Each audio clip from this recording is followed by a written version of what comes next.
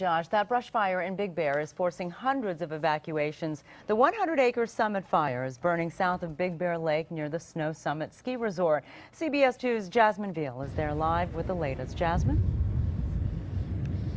Yeah, and Josh mentioned the winds. You can see how windy it already is, and it is hot out here at the base of Snow Summit. Behind me, you can see where all the firefighters are staging. A little bit of the smoke and haze in the sky, but this fire is being held. It has not grown from 100 acres. That's the good news. It's 50% contained, but still mandatory evacuations in effect.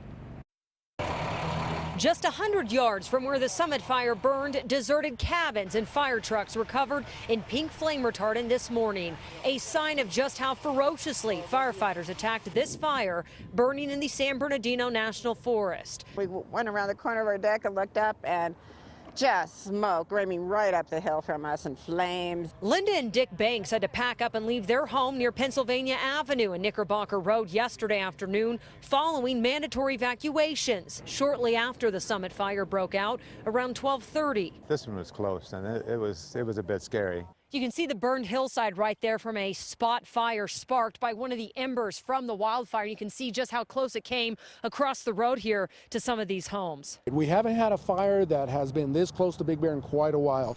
As these hand crews came off the mountain after a long night, more crews headed up to continue to cut fire line and put out hot spots off Eureka Drive. It wasn't long before we saw this tree on fire in the distance. This could lead to a bigger problem then for these firefighters. How fast this burns. It can, and if the winds were to pick up, it could do the same thing. It picks up the embers and it starts dropping the embers ahead of itself.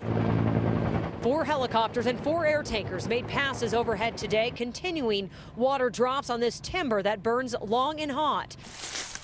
And with the state so dry and fires igniting left and right, these 400 firefighters fighting this fire will soon be on to another call. And I just got off the phone with the Big Bear Unified School District. They have still not determined if school will remain closed tomorrow as it was today. As for the cause of this fire, no word as the investigation continues. Reporting live here from Big Bear, Jasmine Veal, CBS 2 News. Thank you, Jasmine. Stay with CBS 2 News for continuing coverage of this fire and the heat. You can also download our weather app at cbsla.com.